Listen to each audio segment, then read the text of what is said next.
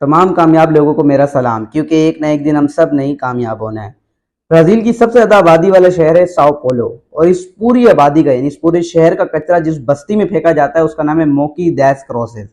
और ये वो बस्ती है जहाँ नेमर जेआर पैदा हुए। अब सोचें अजूले वाला, ऐसी ऐसी गरीबी की हालात के अंदर और ऐसी बस्ती जो कि ड्रग्स और क्राइम के लिए भी बहुत मशहूर हो, ऐसी जगह कोई बच्चा पैदा हो तो उसका क्या फ्यूचर होगा। लेकिन ये फ्यूचर आप देख लें आज नेमर जेआर का क्या है, और पूरी दुनिया में उसे लोग जानते हैं। लेकिन इसके पीछे की कहानी क्या, आज इसी को जानेंगे। बेसिकली नेमर जेआर लोग इतने गरीब इसलिए थे कि उनके फादर का जो करियर था वो एक फेल्ड करियर था। वो अपनी ऑटोबायोग्राफी में बताते हैं कि उनके फादर जो थे वो एक प्रोफेशनल फुटबॉलर बनना चाहते थे, लेकिन बीच उनके ट्रेनिंग के अंदर ही उनका एक जगह एक्सीडेंट हो गया, जिसकी वजह से उनका सारा करियर धरा का धरा रह गया। हम बड़े गरीब पड़ गए, हमारे पास खाने के पैसे नहीं थे, रात को घर पे लाइट नहीं होती थी। फादर ने फैसला किया जी कि पूरी फैमिली को लेकर शिफ्ट हो जाऊं, कहां पर, दादा के घर पे। तो कहते फिर हम दादा के घर पे रहने लग गए, और उस घर के अंदर एक रूम था और हम 9 लोग थे, और हम 9 के 9 लोग एक ही कमरे में रहा करते थे। अब हालात हमारे इतने खराब थे, लेकिन कहता है इन तमाम हालात के अंदर भी ना 2 चीजें मैं देख सकता था। एक कि मैं अपना फ्यूचर, शानदार फ्यूचर आज भी देख सकता था, क्योंकि मुझे फुटबॉल से बहुत ज्यादा प्यार था और मैंने तभी से प्रैक्टिस 7 साल की उम्र से शुरू कर दी थी। और दूसरी चीज, मैं अपने फादर की आंखों में फाइटिंग स्पिरिट देख सकता था। उन्होंने कभी हमें फील नहीं होने दिया कि हम इतने गरीब हैं, हमारे पास इतनी कम चीजें हैं, बल्कि नहीं, हमारा सिर्फ यानी इतनी मायूसी में भी उम्मीद की चीज किरण हमें दिखाई कि कल को जाके फ्यूचर तुम्हारा बेहतर हो सकता है, मैं उसी लिए मेहनत कर रहा हूँ। उसके बाद वो कहते हैं कि मेरे फादर ने जो है 3 job at a time start की। वो कार मैकेनिक भी थे, कार बेचते खरीदते भी थे, और जब इन दोनों कामों से उन्हें टाइम बचता था तब वो ट्रांसपोर्ट के लिए गाड़ियां भी चलाया करते थे।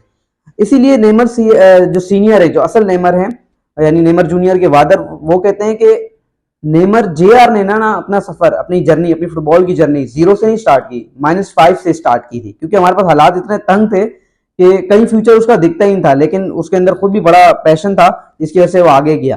तो नेमर जेआर कहते हैं कि हमेशा मैंने उनकी आंखों के अंदर थकान की जगह ना जनून देखा था, यानी अपने फादर की आंखों के अंदर, जिसकी वजह से जो है ना मुझे फील हुआ कि यार मेहनत करनी है और आगे बढ़ना है। और वो कहते हैं कि I feel my parents fighting spirit and passion, यानी मैंने अपनी फादर की फाइटिंग स्पिरिट, अपने पेरेंट्स की, और पैशन जो उनके अंदर था अपने बच्चों का फ्यूचर बेहतरीन बनाने का, वो मैं शुरू से देखता आ रहा था, जिसकी वजह से मुझे फील हुआ कि यार मुझे कुछ करना है। नेमर जेआर कहता है 7 साल की उम्र से ही जी मैंने कोचिंग स्टार्ट कर दी और लोकल क्लब के लिए खेलने लग गया, और मैं कॉन्स्टेंटली जो था ना, कॉन्स्टेंटली बेहतर फील करता था खेलकर। याद रखें, जब आप कॉन्स्टेंटली बेहतर फील करते हैं तो आपको गुड थॉट्स आते हैं, गुड थॉट्स आपसे ग्रेट एक्शंस करवाते हैं, जिसकी वजह से आपको अनबिलीवेबल फीलिंग्स दोबारा महसूस होती हैं, और ये साइकिल चल पड़ता है जो कि कामयाबी की तरफ लेके जाता है।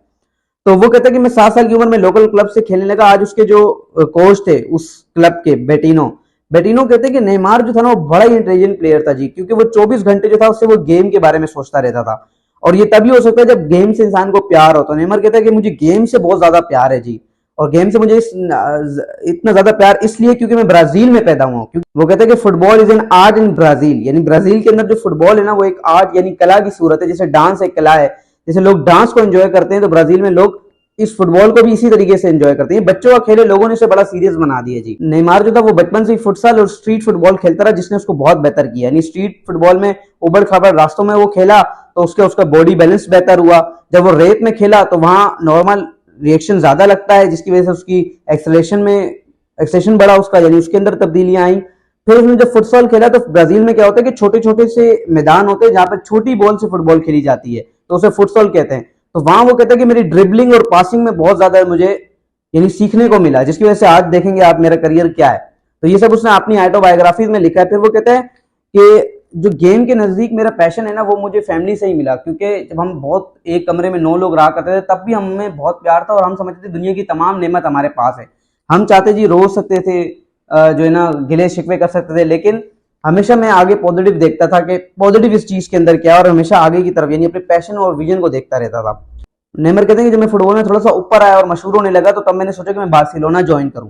तब मुझे बड़े लोगों ने मशवरा दिया कि जी वहां तो तुम मेसी के अंडर ही रहोगे, कि मेसी के अंडर रहकर तुम्हें चमकने का मौका कभी भी नहीं मिलेगा, और अगर मेसी से तुम्हारी ना बनी तो बहुत से प्लेयर्स की तरह तुम्हें भी बार्सिलोना को छोड़ना पड़ेगा।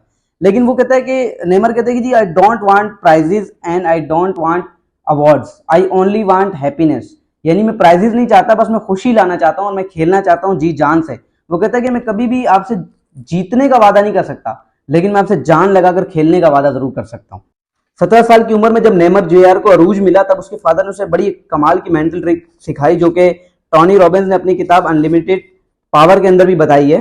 और वो क्या ट्रिक थी? फादर ने बताया कि जी तुम मशहूर होने लगे और कल को पैसा भी बहुत ज्यादा तुम्हारे पास आएगा, कुछ लोग तुमसे हसद करेंगे और बहुत से लोग तुमसे बड़ी बड़ी उम्मीदें लगाएंगे, जिसकी वजह से तुम पर एक बहुत बड़ा प्रेशर होगा और तुम्हारे पास हमेशा हर वक्त कंफ्यूजन क्रिएट होगी दिमाग में। तो ऐसी कंफ्यूजन में तुमने क्या करना है, तुमने हमेशा ये सोचना है कि जो तुम्हारा आइडियल था, आइडियल पीले थे, वो इस दौरान किस तरीके से सोचते थे, उनका क्या एटीट्यूड होगा, अगर वो इस सिचुएशन में फंसते तो वो क्या करते हैं। जिसे टोनी रॉबिन्स अपनी अनलिमिटेड किताब में बताता है कि copy the belief system of successful people, यानी कि जो कामयाब लोग हैं उनका बिलीफ सिस्टम अगर आप कॉपी कर लोगे तो आपको बड़ी आसानी हो जाएगी ऐसी सिचुएशन से निकलना जिसके लिए जो आपके लिए हार्मफुल है।